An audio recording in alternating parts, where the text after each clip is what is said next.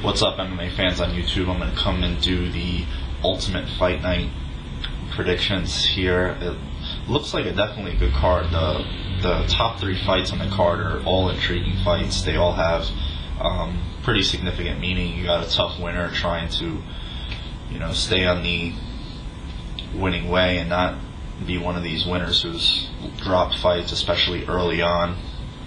Remember, Joe Stevenson was one of those guys who lost his first fight in the UFC, but that was at 170. A few other guys had dropped fights after that as well. Patrick Cote, Drew McFedries is an interesting fight as well. In the main event, Swick, Burkman. Swick making his first cut down to 170 for a fight, and then you got Burkman trying to stay afloat in the welterweight division. So this is definitely definitely a good card. So definitely intriguing and looking forward to seeing it. On to the first fight, we're probably going to see Michihiro Oigawa against Thiago Tavares. Now, this is one of these fights where I see, like a lot of the Japanese, my first instinct tell me that they don't cut a lot of weight, or if any at all. And judging by this guy, he's already a smaller fighter. He's a deep veteran.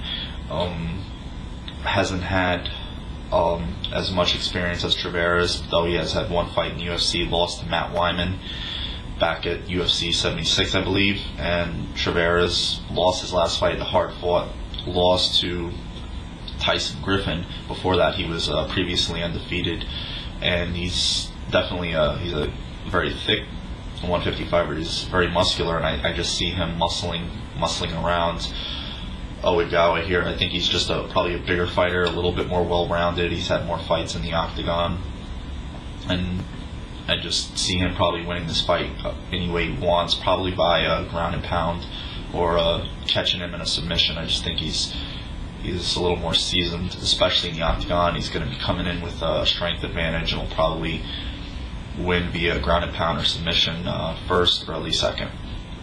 Now, on to the next fight we got to see. Alvin Robinson against Nate Diaz.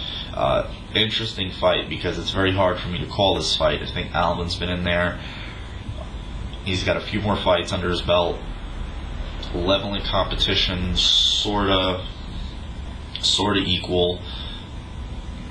Although Nate kind of won the tough show by default because Gambarian, as we all know, hurt his shoulder, couldn't continue, so he just kind of had to quit the fight. And obviously Diaz won, taking nothing away from Diaz because he's definitely a guy on the show that was finishing fights, putting on good fights, and he's got a lot of his brother in him, brings that mean streak. We all like to see that. Robinson's a guy, been in there with Florian. Last fight, he dominated George Gurgel, especially for the last 2 rounds. He abused him pretty badly, hammer fist punches from the guard. It was pretty brutal beatdown on his part, and was able to stay out a lot of, well, if any of Gurgel's submissions. He was just trying to hang on for his life there in the guard. So this is a very interesting fight. Diaz brings some slick submissions. He's very lengthy for his weight class, very lengthy. Has a lot of the same strikes his brother does, not really powerful punches, just more accumulative punches. And Robinson shown some okay strikes on the feet. He's definitely going to be more muscular, a little bit thicker than Nate Diaz is. So this is a hard fight for me to call. A fight I want to see Diaz win, but I'm going to go for an upset, lean towards Robinson. It's kind of hard for me to do that. I'm a fan of the Diaz brothers, but just my instincts tell me that Robinson wins this fight. But if Nate does win, I see him catching Robinson in a submission on the ground, because he's got those long limbs, and he can get you in submissions that guys that like Robinson, who are not as big, or as I should say, as lengthy, can. So, but I'm going to go with Robinson in this one. Maybe a ground and pound, but maybe a split decision for Alvin Robinson. Sorry. Now on to the co-main event, Patrick the Predator Cote against Drew McFedries. Now this is going to be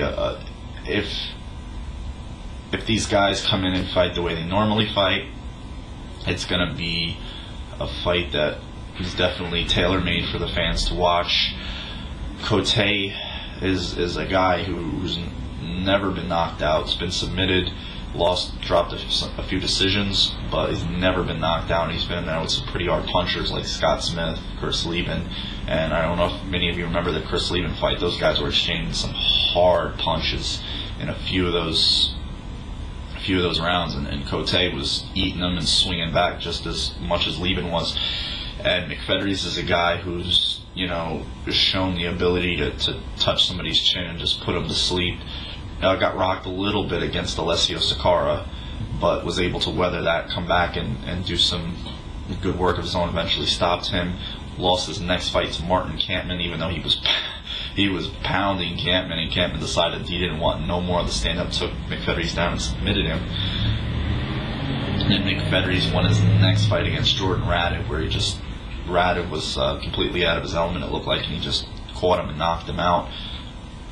So with that being said, I think Cote brings a lot more experience, a lot more tough fights into the octagon. He's definitely more seasoned in the octagon. He's been in there with Tito Ortiz for his first fight.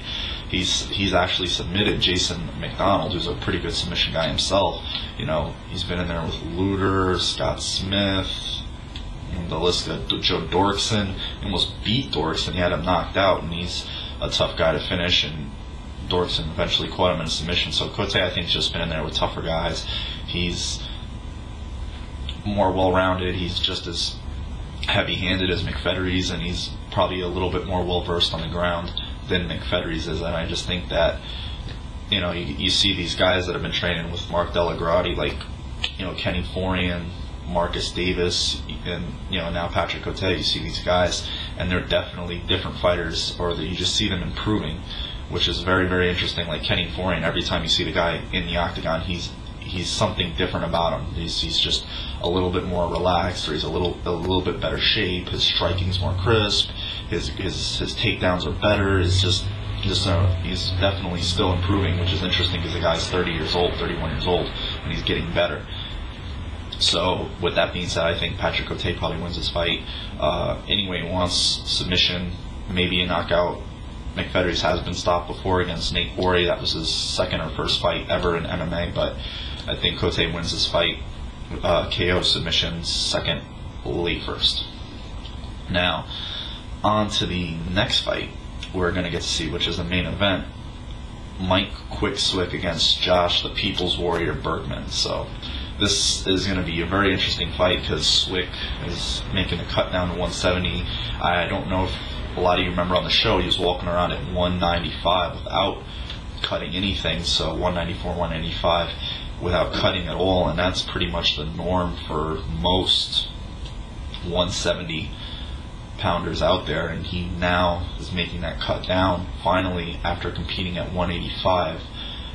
Didn't probably have to cut much weight, if any at all, to make that weight, and you saw it in a lot of his fights. He was a very lean guy, was a lot not as thick as, especially against Okami. He was just, it was definitely like, even when Okami fought Franklin, you saw the size difference. So even against Swick, it was much more noticeable.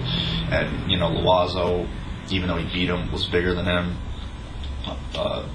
Joe Riggs is a huge 170 pounder. When he fought Swick, he was definitely, in that fight was at 185, was definitely bigger than Swick. So I think this is definitely the appropriate weight class for him to be fighting at, the weight class that he always should have been fighting at, and it's going to be intriguing to see what he brings to the welterweight division, because I think he's definitely a guy who could be a contender there because of his length. He's got very, very fast hands, and he's been fighting much, much bigger opponents for his whole career. So now he's going to be a guy in there with maybe a size advantage, a length advantage.